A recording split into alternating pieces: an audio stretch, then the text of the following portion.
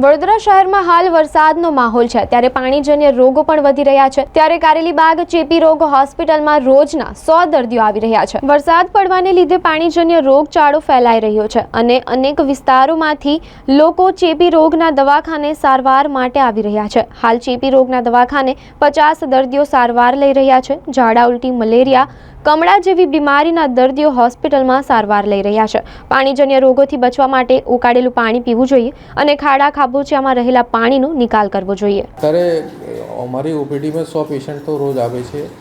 આમાં viral fever, પાણીજન્ય રોગમાં ટાइफॉइड और वायरल हेपेटाइटिस बराबर और ઝાડા ઉલટીના કેસ આવે છે। અત્યારે મારા 50ની કેપેસિટી में कम से कम 40-45 पेशेंट एडमिट છે और मुख्य मुद्दा છે કે પાણીજન્ય રોગ છે તો આના બહારનો ખાવાનું ટાળવા જોઈએ બરાબર। और ઘરના પાણી જો આવે છે આને બોઇલ કરે પછી વાપરવાનું, ક્લોરિનેશન કરવાનું જરૂરી છે।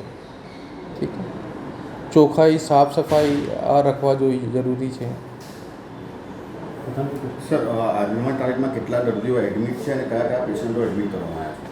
અત્યારે देखो सवारे હું રાઉન્ડમાં ગયા था तब 30 पेशेंट एडमिट था। અત્યારે 10-15 पेशेंट और एडमिट થઈ ગયા।